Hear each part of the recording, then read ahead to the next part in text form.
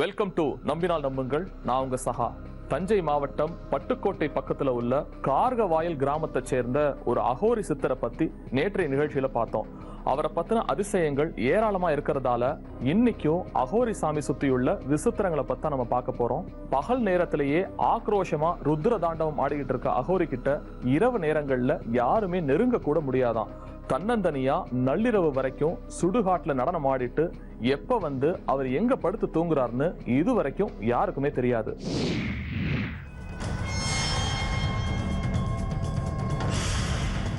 48 நாள் அன்ன ஆகாரம் இல்லாம கடும் தபம் புரிஞ்சு அம்பாலோட சக்தி பரிபூர்ணமா பெற்றாங்க ஐயா. பைத்தியக்கார மாதிரியே இருப்பார் பார்க்க.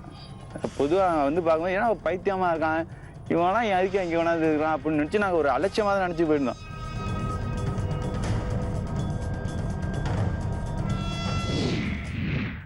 ஹாய், நான் உங்க ராஜேஷ். தஞ்சாவூர் மாவட்டம் பட்டுக்கோட்டை பக்கத்துல இருக்கிற கார்கவாயில் அகோரி சித்தரை சுத்தி நடக்கிற அதிசயங்களை தெரிஞ்சுக்கிட்டு இருக்கேன். தினமும் காலையில எழுந்து உடனே அவர் செய்யற முதல் வேலை நேரா சுடுகாட்டுக்கு போறது. சுடுகாட்டுல செஞ்ச சில விசித்திரமான விஷயங்களை நேத்து நான் உங்களுக்கு காட்டினேன். மண்ணை தோண்டி பானைகளை உடைச்சு எலும்பு துண்டுகளை சாப்பிட்டு ஆக்ரோஷமா தனக்குத்தானே அவர் ஏதேதோ பேசிட்டு இருந்தார். அங்கிருந்து நேரா குளத்துக்கு வந்து குளிச்சு முடிச்சுட்டு கோவில் பூஜைகள்ல பங்கேற்கிறாரு. பூஜையோட உச்சகட்டத்துல அகோரி சித்தரும் அகோர நிலைக்கு போறாரு. சில நிமிடங்கள் கழிச்சு அமைதியாகி மக்களுக்கு ஆசி வழங்க ஆரம்பிக்கிறார். தன்னை தேடி வர பக்தர்களுக்கு பக்கத்துல உள்ள காகிதங்களை கிழிச்சு அதுல இருந்து ஒரு துண்டு சீட்டை எடுத்து தராரு. அந்த சீட்ல மக்களோட குறைகளுக்கான தீர்வு இருக்குன்னு அவரை தேடி வர பக்தர்கள் நம்புறாங்க. சிலருக்கு சீட்டை கழிச்சு தராம அவங்கள பார்த்த மாத்திரத்திலேயே என்ன விஷயத்துக்காக வந்திருக்காங்கன்னு சொல்லி அதுக்கான தீர்வையும் உடனடியா சொல்றாரு அகோரி சித்தர். சின்ன சின்ன விஷயங்கள்ல இருந்து பெரிய பெரிய விஷயங்கள் வரைக்கும் சர்வ சாதாரணமா மக்கள் கூட அவர் பகிர்ந்துக்கிறாரு. வீட்டில் எதுவும் சொன்னா செய்ய சொன்னா கடைக்கு போக மாட்டேங்கிறான். காலை சேர்த்து அடிக்கிறான், போவாளுன்னு அடிக்கிறான். என்ன நீ சொல்றான், நான் கேட்கணும் உனக்கு அப்படின்னு கேட்கறான்.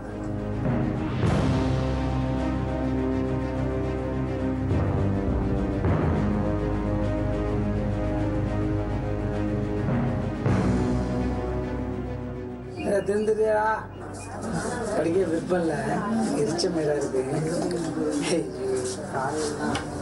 இப்பயே தான் பிள்ளைகள் வேலை பின்னாடி பார்க்குறீங்க. அப்படியே ப்ராக்டிஸ் அப்படியே அதெல்லாம் விட்டுட்டு நல்லா படிச்சு இன்ஜினியர் ஆகும். சரியா? அகோரி சித்தரை பத்தி மக்கள் என்கிட்ட திரும்ப திரும்ப சொன்ன ஒரு விஷயம், அகோரி சித்தர்கிட்ட வந்துட்டா எந்த நோயா இருந்தாலும் சில நாட்கள்ல பறந்து போயிடுமா. நான் போயிருந்தப்ப அங்க வந்திருந்த பல பேர் தங்களோட வாழ்க்கையில அகோரி சித்தரால நடந்த அதிசயங்களை பகிர்ந்துக்க தயாரா இருந்தாங்க. அவங்கள ஒருத்தர் செல்வம். நீங்க உங்க குரன் சாமி கிட்ட சொல்லும் போது அவர் ஏதாவது எப்படி சொல்றாரு, அதை எப்படி வெளிப்படுத்துறாரு, அதாவது ஏதாவது சூச்சமா வச்சிருக்காரா இல்லை எப்படி சொல்றாரு? நம்ம வந்த காரணம் சொன்னோன்னா ஒரு பேப்பர் எடுக்கிறாரு, எடுத்து அதை பார்த்து கழிச்சிட்டு இருப்பார். அதில் பார்த்துட்டு நம்ம சொன்னதை குறைக்கிறது தந்தபடி ஏதாவது வார்த்தை வரும். நாங்கள் வந்து முதல்ல கிட்னி ப்ராப்ளம்ன்ட்டு டாக்டர்கிட்ட மருந்து வாங்கி நிறையா மாதம் 2000 ரூபா கிட்டத்தட்ட ஒரு வருஷம் மேலே செலவு பண்ணியாச்சு. ஆள் வந்து உடம்பு பல்காயிட்டான். ஒன்றுமே எங்களை பார்த்தோன்னே பயமாக போயிடுச்சு. முதல் நாள் வந்தோடனே இவனுக்கு பார்த்துட்டு சரி பண்ணிடுறேன்னு சொன்னேன். அவனுக்கு நம்பிக்கை இல்லை. இப்போ பெரிய டாக்டருங்கெலாம் லண்டன்லாம் போய் படிச்சுட்டு வந்து எனக்கு இது மாதிரி சொல்லியிருக்காங்க, இவர் என்னத்தை 90 கொடுத்து சரி பண்ண போகிறாரு அப்படின்ட்டான். சரின்ட்டு போயிட்டு மறுநாள் அழைச்சிட்டு இருந்தேன். பார்த்தோன்னே என் மேலே நம்பிக்கை இல்லாமல் நான் சொன்னேன்ல, சாமியார் என்ன செய்ய போகிறாருன்னு, இப்போ எப்படி இருக்குது அப்படின்னாரு. இந்த மாதிரி இப்போ கொஞ்சம் தேவலாம் சாமி, உடம்பு கொஞ்சம் வாட்டம் கொடுத்துச்சு. வந்த அன்றைக்கே மாத்திரை தொழுவான்ட்டார். வாட்டம் கொடுத்துச்சு. அதுலேருந்து ஒரு நாள் சாப்பிடாமல் இருந்தாலும் 1 மாதம் எக்ஸ்டெண்ட் பண்ணி சாப்பிடணும் அந்த மாத்திரையை. இப்போ வந்து நெருக்கி 120 நாள் அது சாப்பிட எந்த ப்ராப்ளமும் கிடையாது. அகோரி சித்தரை பார்க்க வர மக்களுக்கு அவர் ஸ்பெஷலா எந்த ட்ரீட்மெண்ட்டும் தரதில்ல. உடல் முழுக்க பொறுமையா விபூதி குங்குமத்தை பூசி விடுறாரு. சிலருக்கு விபூதியை கொடுத்து தண்ணியில கரைச்சு குடிக்க சொல்றாரு. ஆனாலும் மக்கள் அகோரி சித்தரை சந்திச்சு அவரோட ஆசைகளை பெற்றாலே நோய்கள் தானா போயிடுன்னு முழுமையா நம்புறாங்க. எனக்கு ஒரு வருடத்துக்கு முன்னாடி என்னோட கையில் வந்து ஒரு பெரிய கட்டி இருந்துச்சு. அதுக்காக நான் டாக்டர்கிட்ட போகிறப்ப அது கேன்சர் கட்டியாக இருக்கும், கேன்சர் ஸ்கேன் எடுக்கணும், அதுக்கு நிறையா இதாகும் அப்படிங்கிற மாதிரி சொன்னாங்க. நான் உடனே யதார்த்தமாக என்னோடய பூர்வீக ஊரான பட்டுக்கோட்டைக்கு வந்தேன். அப்போ என் நண்பர் சதீஷுங்கிறவர் சொன்னார், இது மாதிரி சாமி இருக்கார், வா போய் பார்ப்போம் அப்படின்னு சொன்னார். உடனே சரின்ட்டு சாமியை பார்க்க வந்தேன். சாமி பார்க்க வந்தோன்னே இந்த மாதிரி சாமிகிட்ட காட்டினேன். எனக்கு வந்து இந்த மாதிரி கம்பு வீட்டில் ஒரு கட்டி இருக்குது, பெரிய கட்டியாக இருக்குது, பெருசாக இருக்குது. அது வந்து மருத்துவத்துறையில் போனால் பெரிய அளவில் செலவாகும், இது மாதிரியா கேன்சருங்கிறாங்க அப்படின்ட்டு. சாமி அதெல்லாம் ஒன்றும் தேவையில்லை, வா நான் பார்த்துக்கிறேன்னு சொல்லிட்டு விபூதி எடுத்து அந்த இடத்துல என்னோட இதை இது பண்ணி சட்டையெல்லாம் கழட்ட சொல்லிவிட்டு அந்த இடத்துல விபூதி எடுத்து பூசி விட்டாங்க. தொடர்ந்து ஒரு 3 நாள் வா உனக்கு சரியாயிடும் அப்படின்னு என்கிட்ட சொன்னாங்க. நான் தொடர்ந்து 3 நாள் தஞ்சாவூர்லேருந்து ரெகுலராக 3 நாள் டெய்லி வந்தேன். இந்த சாமி வந்து விபூதி வச்சு இந்த இடத்துல எனக்கு அது இது பண்ணி விட்டாங்க, பூஜை மந்திரம் சொல்லிக்கிட்டு பண்ணி விட்டாங்க. விட்டோடனே சாமி சொன்னாங்க 3 நாள் முடிஞ்சோடனே ஒன்றும் இல்லை, உனக்கு வர செவ்வாய்க்கிழமைக்குள்ளே சரியாயிடும் அப்படின்னு. செவ்வாய்க்கிழமைக்குள்ள உன்னோட இதாகிடும் போ அப்படின்னு சொன்னாங்க. திங்கக்கிழமை வலி ஓவர் ஆயிடுச்சு. என்னோடய கட்டி வலி வந்து ரொம்ப அதிகப்படுத்தினோன்னே போய் டாக்டர்கிட்ட போய் இன்னொரு டாக்டர் வேறு டாக்டர்கிட்ட போய் இந்த மாதிரின்னு சொன்னோன்னே அப்படியே அவர் கையை வச்சு பார்த்தாரு. அப்படியே கொலன்னு அந்த கட்டி கரைஞ்சி கொலன்னு ஆகிட்டு உடனே உடனே இந்த சாதாரண கட்டி இப்போ ஆப்ரேஷன் பண்ணுற மாதிரி 2 கிழிச்சு அமுக்குற அவ்வளோ சலம். ஆனால் அது வந்து எனக்கு ரிப்போர்ட் வந்து கேன்சர்னு வந்துச்சு. அப்படியே கொட்டிடுச்சு, எல்லாமே சலமாகவே எல்லாம் கொட்டிடுச்சு. கரெக்டாக எனக்கு செவ்வாய்க்கிழமை எனக்கு வலி நீங்கிட்டு. அகோரி சித்தர் தன்னை பார்த்தா நோய்கள் குணமாயிடும்னு யார்கிட்டையும் சொல்றது கிடையாது. ஆனாலும் ஏதோ ஒரு நம்பிக்கையில மக்கள் அவரை தேடி வந்துட்டே தான் இருக்காங்க. அகோரி சித்தர் மூலமா நோய்கள் குணமாகுதுன்னு என்கிட்ட பலர் சொல்ல, ஒரு சிலர் தொழில் ரீதியா அவங்க முன்னேறின கதைகளை சொன்னாங்க. சிறு வியாபாரி தொடங்கி பெரிய தொழிலதிபர்கள் வரைக்கும் அகோரி சித்தரை தேடி பல பேர் தொடர்ந்து இங்க வந்துட்டே இருந்ததை நானும் கவனிச்சேன். நோய்களுக்கு நிவாரணம் தேடி, திருமணம் நடக்க, குழந்தை பிறக்க, தொழில் வளம் பெருகன்னு விதவிதமான மனிதர்கள் அகோரி சித்தரை தேடி வராங்க. ஒரு சிலர் விசித்திரமான விஷயங்களுக்காகவும் இங்க வராங்க. எதற்காக வேண்டி இந்த கோயிலுக்காக நீ வந்திருக்கீங்க? இது இங்கே வந்து நான் எங்கள் கிராம வந்து குலதெய்வம் வந்து எந்த தலைமுறையில் எப்படி கும்பிட்டாங்கன்னு தெரியல, எங்கே எப்படி கும்பிட்றதுன்னு தெரியல. வந்து பார்க்குற இடத்துலலாம் குலதெய்வத்தை கும்பிடுங்க, வழிபாடு நல்லா இருக்கும்னு சொன்னாங்க. சரி நம்ம குலதெய்வத்தை போய் ஐயாட்ட கேட்கலாமே அப்படின்னு ஐயாட்ட வந்து கேட்குறப்ப முதல் முறை ஐயா வந்து பார்க்க வரேன். அப்போ ஐயா சொன்னாங்க, உங்களுக்கு வந்து உங்கள் குலதெய்வத்தை கும்பிடணும்னா நீ இன்னும் 2 நாள் சென்று வா அப்படின்னு சொன்னாங்க. 4 தட்டி வந்ததுக்கு பிற்பாடு அப்புறம் சொன்னாங்க, உன் குலதெய்வத்துக்கு நீ வந்து பூசை போகிறதுக்காக வந்திருக்கிற, உன் குலதெய்வத்தை பூசை போடணுமா உன் பங்காளிகள்லாம் சேர்த்து நீ கும்பிடுவ, இந்த வருஷத்துலேயே முன்னிலையில் உன் சார்பாக நீ மெனக்கெடு, உனக்கு காட்சி அளிக்கும், எப்படி நடத்தணும்னு சொல்லுவாங்க, அதே மாதிரி வந்து காட்சி அளிக்கும், அப்போ நீ வா அப்படின்னு சொன்னாங்க. என்ன இப்படி சொல்கிறாங்க, நமக்கு யாரும் சொல்ல போகிறாங்க அப்படின்னு இருந்தேன். பார்வதி பரமசிவன் எனக்கு வந்து தூங்கும்போதும் சுமார் 2 மணி அளவில் எனக்கு வந்து நேற்றில் இரவு காட்டினாங்க. ஐயாட்ட வந்து சொன்னேன், பூசை நடத்துகிற மாதிரி நடத்திடும் போ அப்படின்னாங்க. அப்புறம் எல்லாரையும் கூப்பிட்டேன், பூசைக்கெல்லாம் ஒத்து வந்தாங்க. இன்றைக்கி நோட்டீஸ் அடித்து கொண்டு வந்து ஐயாட்ட வந்து ஆடி மாதம் 25ஆம் தேதி வட்டாத்திக்கோட்டை கிராமத்தில் எங்களுக்கு ஐயனாருக்கும் ஐயா முத்துவரணப்பட்டுக்கும் கருப்பேசாமிக்கும் முதலாம் ஆண்டு பூசை நீங்கள் சொன்ன மாதிரி நடந்துருச்சுயா, நீங்கள் எங்கள் கோயிலுக்கு வந்து நீங்கள் எங்களுக்கு நல்லதாக வந்துட்டு எங்களுக்கு தீவிரத்தை நேரத்தையும் காட்டி அந்த ஆலயத்தில் வந்து உங்கள் கால் படனையா அப்படின்னு எங்களை எல்லாரும் வீடு எடுத்து கொடுங்க ஏன்னு சொன்னேன். அகோரி சித்தரை சுத்தி எப்பவுமே சில நாய்கள் சுத்திட்டே இருக்கு. அந்த நாய்களை எல்லாம் கடந்துதான் பக்தர்கள் அகோரியை சந்திக்க முடியும். ஒருவேளை தீயவங்களோ சுத்தம் இல்லாமலோ கோவில் வளாகத்துக்குள்ள யாராவது வந்தா அவங்கள துரத்தி விரட்டி விட்டுடுமா பைரவர்கள். சித்தர்களை சுத்தி எப்பவுமே நாய்கள், அதாவது பைரவர்கள் இருப்பாங்கன்னு நான் கேள்விப்பட்டிருக்கேன். இங்க உள்ள நாய்களும் அகோரி சித்தர்கிட்ட மட்டும்தான் நெருங்கி பழகுது. மற்றவங்க யார் பக்கத்துலையும் அதுங்க போறது கிடையாது. ஒரு பரிகாரம் பண்ணோம்னா இதை இயக்கி விட்டுருவேன், நான் ஒன்றும் பண்ண மாட்டேன், அப்படி சுண்டி விடுவேன். இதை இது போய் கடிச்சு விடுவேன், எல்லாத்தையும் கிழிச்சு விடுவேன், ஜிலையை கிழிக்கும், வேட்டையை கிழிக்கும், எதை வச்சாலும் கண்டுபிடிச்சி இழுத்து விடும். ஜெல்லம் கிட்டாது, ஜெல்லண்டா வேணாண்ணா. தன்னை தேடி வரவங்களுக்கு தினமும் ஆசி வழங்குற அகோரி சித்தர் மாதத்துல குறிப்பிட்ட தினங்கள் தன்னோட பக்தர்களுக்காக சிறப்பு யாகங்களை செய்யறாரு. அதுல கலந்துக்கிற அத்தனை பேரோட வாழ்க்கையிலையும் தீமைகள் நீங்கி நன்மைகள் நடக்குமா? அகோரி சாமியோட ஆசீர்வாதத்தாலையும் அவர் பூசி விடுற விபூதி மூலமாகவும் அனைத்து நோய்களும் குணமடையும்னு அவரை தேடி வர பக்தர்கள் நம்புறாங்க. யார் எதுக்காக தன்னை பார்க்க வந்திருக்காங்கன்னு அவங்க சொல்றதுக்கு முன்னாடியே பார்த்த மாத்திரத்திலேயே அகோரி சித்தர் கண்டுபிடிச்சு சொல்றத பார்க்கும்போது நமக்கே ஆச்சரியமா தான் இருக்கு. இப்போ அகோர கோலத்துல இருக்க இந்த சித்தர் எங்கிருந்தோ திடீர்னு கார்கவாயில் பகுதிக்கு வந்தவர் கிடையாது.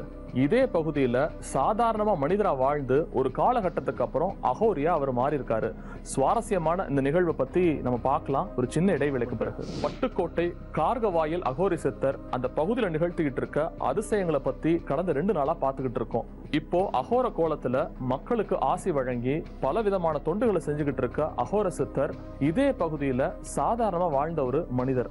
திடீர்னு ஒரு நாள் அவரோட வாழ்க்கையில நடந்த திருப்பு முனை அவர் ஆன்மீகத்துக்கு கொண்டு வந்து அவர் அகோரியா மாத்திருக்கு. அகோரி சித்தர் கார்கவாயில் பகுதிக்கு வரதுக்கு முன்னாடி அரசாங்க வேலையில இருந்திருக்காரு. அவர் ஆன்மீக பாதைக்கு அடையாளம் காட்டினது ராமதாஸ் சுவாமிகள். இங்க கார்கவாயில இருக்க சாமிக்கும் அங்க வடுவூர் புதுக்கோட்டையில இருக்க அந்த சாமிக்கும் என்ன ஒரு தொடர்பு இருக்கீங்க? நாங்கள் எல்லாருமே ஒரே இடத்துல ஒரே டிபார்ட்மெண்ட்டில் ஒர்க் பண்ணுவாங்க ஐயா. அப்படி ஒர்க் பண்ண காலத்தில் 2004 நாங்கள் ஆன்மீகத்தில் நான் உள்ளே இறங்கிட்டோம். அப்போ ஐயா அவங்க வேலை பார்த்துக்கிட்டு இருந்தாங்க எங்கள் கூட. நாடு பட்டுக்கோட்டையில் நாடியம்மன் கோயிலுக்கு நான் சண்டி ஹோமம் பண்ணும்போது இவங்க கூட வருவாங்க. என்னோடய பூர்வீக ஊர் தான் வடுவூர் புதுக்கோட்டை.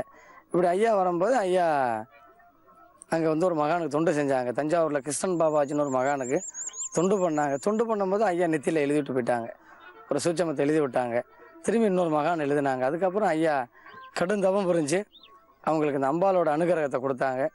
வடுவூர் அம்பாள் எனக்கு எழுப்பி சொன்னாங்க, இவர்கிட்ட போய் பராசக்தி உள்ளே குந்த போகிறாங்க அப்படி நான் சொல்லி கொஞ்ச நாள்ல ஐயா ஒரு முள்ளுக்காட்டுக்குள்ள ஒரு புத்துல அப்படியே உள்ளே குந்திட்டாங்க. 48 நாள் அன்ன ஆகாரம் இல்லாமல் கடும் தவம் புரிஞ்சு அம்பாலோட சக்தியை பரிபூர்ணமாக பெற்றாங்க ஐயா. அவங்க ஐயாவோட உடம்புல சூட்டுக்கோள் மாயாண்டி சாமிகளும் சூட்டுக்கோள் ராமலிங்க சாமியும் அவங்க உடல்ல இருந்து பரவசொலை பண்ணுறாங்க ஐயா. தனக்குள்ள இருக்கிற ஆன்மீக சக்தியை ராமதாஸ் சுவாமிகள் அடையாளம் காட்டினதும் அதை வளர்த்துக்கிறதுக்காக பல்வேறு சித்தர்களை சந்திச்சு வனங்கள்ல பல நாட்கள் உணவு எதுவும் எடுத்துக்காம தவம் செஞ்சு பலவித சக்திகளை பெற்றிருக்காரு அகோரி சித்தர். ஊன்னுட்டு இந்த இடம்லாம் வந்து இப்படி இல்லை, ஒரே காடாக இருந்தது. அதில் வந்து இது அதுக்கு கீழே ஒரு கொடைஞ்சிக்கிட்டு போய் ஒரு புத்து இருந்துச்சு. இப்போ நீங்கள் பார்த்தீங்களா அந்த சாமிக்குள்ள புத்து, அந்த புத்துக்கிட்ட ஒரே ஒரு மரம் மட்டும்தான் இருந்தது. அந்த மரத்துக்குள்ளே இவர் போய் ஒண்டிக்கிட்டு அப்படியே இருந்தார். பைத்தியக்கார மாதிரியே இருப்பார் பார்க்க. பொதுவாக வந்து பார்க்கும்போது ஏன்னா பைத்தியமாக இருக்கான் இவனா எதுக்கு இங்கே வேணாது இருக்கிறான் அப்படின்னு நினச்சி நாங்கள் ஒரு அலட்சியமாக தான் நினச்சி போயிருந்தோம். கொஞ்ச நாள் கழிச்சு, அதாவது ஒரு 48-50 நாள் கழிச்சு தான் இவர் ஒரு நிலையில் உட்கார ஆரம்பிச்சார். அது வரைக்கும் இவர் வந்து பெரிய இது மாதிரி சுற்றிக்கிட்டு இப்படியே பண்ணிட்டு இருந்தார். அப்புறம் தான் இது மாதிரி எங்களுக்கு தோணுச்சு, சரி இவருக்குள்ள ஏதோ சக்தி இருக்கு அப்படின்னு சொல்லிட்டு அப்புறம் நாங்களும் மாணவர்களும் ஒத்துழைப்பு கொடுக்க ஆரம்பிச்சிட்டோம். ஆரம்பத்துல ஒரு சாதாரண சாமியாரா தான் மக்கள் அகோரி சித்தரை பார்த்திருக்காங்க. ஆனா போக போக ஊருக்குள்ள தொடர்ச்சியா நடந்த அதிசயங்களுக்கு பிறகு அவரை ருத்ரனோட மறு அவதாரமா பார்க்க ஆரம்பிச்சிட்டாங்க மக்கள். அகோரியா மாறுறதுக்கு முன்னாடி தங்கள்கிட்ட சாமி பழகின விதமும் இப்போ அவர் நடந்துக்கிறதும் சம்பந்தமே இல்லைன்னு சொல்றாங்க அவரை பத்தி முழுசா தெரிஞ்சவங்க. அகோரி சித்தர் ஊருக்கு வந்த பிறகு தங்களோட ஊர்ல பல நல்ல விஷயங்கள் நடக்கிறதா சொல்றாங்க கார்கவாயில் கிராம மக்கள். அதனால வேறு ஊருக்கு அகோரி போக முயற்சி செஞ்சப்போ கூட அவரை இங்கிருந்து அனுப்ப மக்கள் யாரும் தயாரா இல்ல.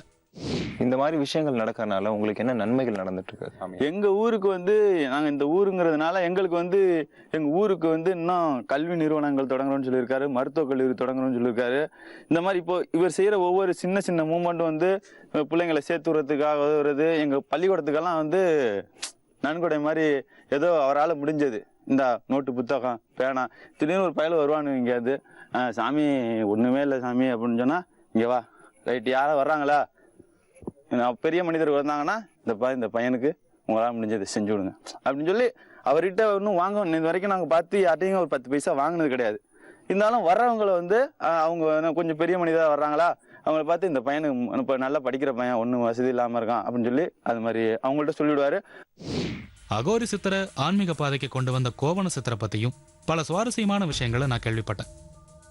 அரசாங்க உத்தியோகத்துல இருந்த ராமதாஸ் குடிகாரரா சுத்தி தெரிஞ்சு திருந்திதான் இந்த நிலைமைக்கு வந்திருக்காரு.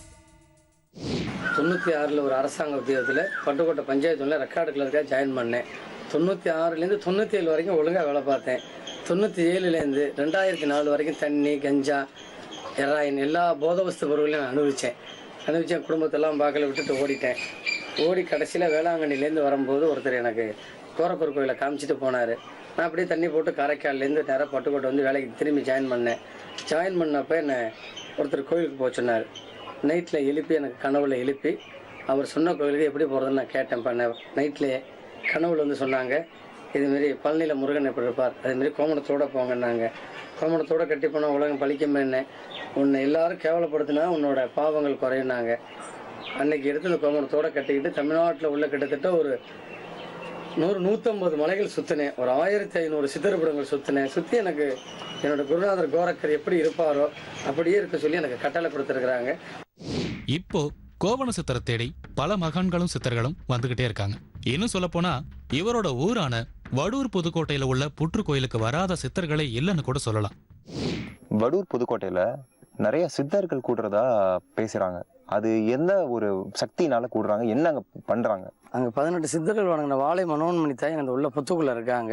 அதனால சித்தர்கள்லாம் உள்ள வந்து அங்கே ஒவ்வொரு மாதமும் பரணி நட்சத்திரத்துக்கு வந்து அங்கே வந்து ஒன்று கூடி சில உலக ரகசியங்களை பரிமாறிக்கிறாங்க ஐயா. பல மகான்கள் தன் கூட இரவு நேரங்களில் பேசுறாங்கன்னும் உலக நன்மைக்காக பல விஷயங்களை அவருக்கு உணர்த்துறதாவும் சொல்றாரு கோவணசாமி. கூடிய விரைவில் பாபாஜி தன்னோட உடல்ல இறங்கி உலக மக்களுக்கு நன்மை செய்ய போறதாவும் ஒரு தகவலை என்கிட்ட சொன்னாரு ராமதாஸ். அகோரி சித்தரும் கோவணசாமியாரும் இப்போ மக்களை பொறுத்த வரைக்கும் அகோரிகள். அதனாலதான் மக்கள் அவங்களோட நிர்வாண நிலைகளை பார்த்து எந்த ஒரு அருவருப்பும் அடையறதில்ல. அகோரி சித்தரை பார்க்க தினமும் நூற்றுக்கணக்கான மக்கள் வராங்க. அவங்க எல்லாருக்கும் ஆசி வழங்குற அகோரி சித்தர் மாதத்துல சில தினங்கள் சிறப்பு யாகங்களையும் செய்யறாரு. அதுலயும் மக்கள் பெருந்திரளா கலந்துக்கிறாங்க. ஆனா அதுக்கு பிறகு நடக்கிற சுடுகாட்டு ருத்ரதாண்டவத்தை பார்க்க மக்கள் யாருக்கும் அனுமதி கிடையாது. ராமதாஸ்னு அழைக்கப்படுற கோவணசாமிக்கு 40க்கும் மேற்பட்ட சீடர்கள் இருக்காங்கலாம். வடநாட்டில இருந்தும் உலகத்தோட பிற பகுதிகளில் இருந்தும் கோவண சித்தரை தேடி வடுவூர் புதுக்கோட்டைக்கு பல ஆன்மீகவாதிகள் தொடர்ந்து வந்துகிட்டே இருக்காங்க. அவங்களுக்கெல்லாம் யாரும் தகவல் சொல்லி இங்கே வரவழைக்கிறது கிடையாது. அத்தனை பேரும் ஏதோ ஒரு ஈர்ப்பு விசையால தானா இந்த ஊருக்குள்ள வர்றாங்க. ஆனா அவங்க கிட்டலாம் இல்லாத சக்திகளை 48 நாட்கள் உணவு தண்ணீர் எதுவுமே எடுத்துக்காம வனத்துல தவம் செஞ்சு பெற்றிருக்காரு நம்ம பார்த்துக்கிட்டு இருக்க அகோரி சித்தர். அகோரி சித்தர் கார்கவாயில் பகுதிக்கு வந்ததுக்கு அப்புறம் அந்த பகுதிக்கு பல்வேறு விதங்கள்ல நன்மை செஞ்சுக்கிட்டு இருக்காரு. தனக்குன்னு எந்த ஒரு பணத்தையும் எதிர்பார்க்காத அகோரி சித்தர் நல்லா படிக்கிற பசங்களுக்கு உதவி செய்ய சொல்லி வசதி படைச்சவங்கள்ட்ட கேட்டிருக்காரு. பகல் நேரங்கள்ல அகோரி சித்தர் மக்கள் தாராளமா நெருங்கி பாக்குறாங்க. அவர் அடிச்சாலும் உதைச்சாலும் வாங்கிக்கிறாங்க. ஆனா இரவு நேர ருத்ர தாண்டவத்தின் போது அவர் பக்கத்திலே யாரும் போறது கிடையாது. பகல் வேளைகள்ல அகோர நிலைக்கும் மனித நிலைக்கும் மாறி மாறி பயணம் செய்யற அகோரி சித்தர் இரவு நேரங்கள்ல முழு ருத்ரனாவை மாறிடுறாரு. அந்த நேரத்துல அவரை நெருங்கி ஆசீர்வாதம் வாங்குறதுக்கே மக்கள் தயங்குறாங்க. இந்த அகோரி நிலைக்கு என்ன காரணம்? அந்த அகோரி நிலையில இருக்கும்போது இறைவனை நேரடியாக இறங்குவாங்க ஐயா. அந்த எப்படின்னா அந்த அகம் பிரம்மாசி தானே கடவுள் எப்படி இப்படி சொல்லுவாங்க. அகம் பிரம்மாசின்னா தானே கடவுள். அந்த இடுகாட்டில் குந்தும்போது ஈசனை அவங்க மன்றாடி அந்த சில துரு தேவதைகளை துஷ்பம் பண்ணுவாங்க. அதனால தான் அகோரி நிலை ஆடை உடுத்த மாட்டாங்க. நிர்வாண நிலை நின்று தன் உடலுக்குள்ளே இறைவனையே தன் உடலுக்குள்ளே காற்று தான் கடவுள். அந்த காற்றுங்கிற இறைவனை உள்ளே தூக்கி வச்சு அகோரி நிலை கோர தாண்டாக ஆடுவாங்க. ஆடி அந்த சரி பண்ணுவாங்க ஐயா. உலக நன்மைக்காக குறிப்பிட்ட சில தினங்கள்ல யாகம் வளர்க்குறாங்க அகோரி சித்தரும் கோவணசாமியாரும். அதுல கலந்துக்கிற மக்களோட வாழ்க்கையில நல்லது நடக்கும்னு ஒரு நம்பிக்கை இருக்கு. யாகம் ஆரம்பிக்கும் போது சாந்தமா இருக்கிற அகோரி சித்தர் போக போக உக்கிர நிலைக்கு மாறுறாரு. சாமிக்கு அருள் வந்து என்னமா பண்ணுவாரு? சாமிக்கு அருள் வந்து அப்படியே ருத்ர தாண்டவம். நான் டிவியில தான் பார்த்துருக்கேன் இது மாதிரிலாம். நான் நேராக பார்த்ததும் அப்படியே எனக்கு பயந்து நான் அப்படியே ஆதி சிவசக்தி தாயே அம்மான்னு அப்படியே கண்ணீரெல்லாம் அப்படியே எனக்கு பயந்துட்டேன். ஃபர்ஸ்ட் பார்த்ததும் பயந்து அப்படியே அழுதேன். முதல் தடவை அகோரி சித்தரோட ருத்ர தாண்டவத்தை பார்க்கறவங்க கண்டிப்பா மிரட்சி அடையத்தான் செய்வாங்க. அடுத்த சில வாரங்கள்ல உலகத்துல பெரிய அழிவுகள் ஏற்படுறதுக்கு சில அறிகுறிகள் தெரியறதால பெரிய அளவுல ஒரு யாகத்தை செய்ய முடிவு செஞ்சிருக்காங்க அகோரி சித்தரும் கோவணசாமியாரும். ஐயா வந்து ஒவ்வொரு நாளும் காலையில் ஏந்திரிச்சோன்னே இடுகாட்டில் வந்து அகோரி பூஜை பண்ணுவாங்க. இந்த உலக மக்கள் நலனுக்காக. உலகத்தில் பஞ்சம் வரக்கூடாது, மழை வரணும், எல்லாரும் நல்லா இருக்கணும், நம்ம துருமரணம் ஆகக்கூடாதுன்னு சொல்லி காலையில் ஐயாவுக்கு வந்து சுடுகாட்டில் பூஜை பண்ணுவாங்க. அகோரி பூஜை பண்ணி அந்த இருக்கிற அந்த எலும்பு எல்லாம் அதெல்லாம் எடுத்து சாப்பிட்டுட்டு இவங்க உடலில் சித்தி பண்ணிட்டு குந்துவாங்க. அது நைட்லேயும் 12 மணி 1 மணிக்கு போய் இடுகாட்டில் குந்தி அவங்க ஐயா பூஜை பண்ணுவாங்க ஐயா. 2 நாளா முயற்சி செஞ்சு அகோரி சித்தரை கேமரா முன்னாடி ஒரு சில வார்த்தைகள் நான் பேச வச்சேன். ஓம் நமச்சிவாய் என்ற சிவமந்திரத்தை ஒலிக்க உங்கெல்லாம் பாடுபடுறாங்க. ஆனால் உங்கள்கிட்ட எல்லாம் என்ன குறை இருக்குன்னா சத்தியம் நிலைக்கணும், தர்மம் விளங்கணும், சிவத்தை கையில் எடுத்து அந்த சிவமதத்தை உருவாக்கணும்னு நினைக்கிறாங்க. நாங்கள்லாம் ஏழைகள் தான். எங்கிட்ட பணம் கிடையாது, செல்வம் கிடையாது, செல்வாக்கு கிடையாது. ஒன்றே ஒன்று இருக்குது உறுதி. சிவமயத்தை உலகெங்கும் கொண்டு போகணும், சிவமயத்தை பரப்பணும், சித்தமும் சிவமும் ஒன்று தான். இவரெல்லாம் அரைக்கோல் விட்டுட்ருக்காரு. என்கிட்ட பேசி முடிச்சிட்டு சுடுகாட்டுக்கு புறப்பட்டாரு அகோரி சித்தர். நாங்க பிடிவாதம் செஞ்சு கேட்ட பிறகு என்னையும் என்னோட கேமராமேனையும் மட்டும் அவர் கூட சுடுகாட்டுக்கு கூட்டிட்டு போனாரு. நெருப்பை கொளுத்தி அதை சுத்தி ருத்ரதாண்டவம் ஆடுன்னு அவர் பக்கத்துல போகாம எட்டி நின்னே நாங்க ஷூட் பண்ணோம். இவ்வளோ ஆக்ரோஷமா இருக்கிற அகோரி சித்தர் ஆக்ரோஷத்துல என்ன வேணாலும் செய்யலாங்கிறதால தான் மக்களை இந்த காட்சிகளை பார்க்க அனுமதிக்கிறதில்ல.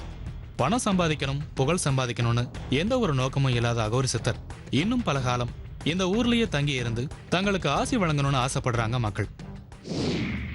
யாருமே இதுவரைக்கும் பார்க்காத இரவு நேரத்து ருத்ர தாண்டவத்தை முடிஞ்ச அளவுக்கு நம்மளோட டீம் படம் பிடிச்சாங்க.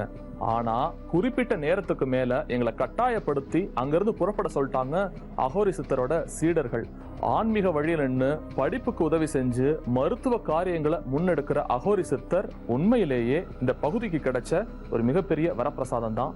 மீண்டும் நம்பினால் நம்புங்கள் நிகழ்ச்சியில நாளை சந்திக்கலாம். அதுவரை நன்றி கூறுவது சஹா.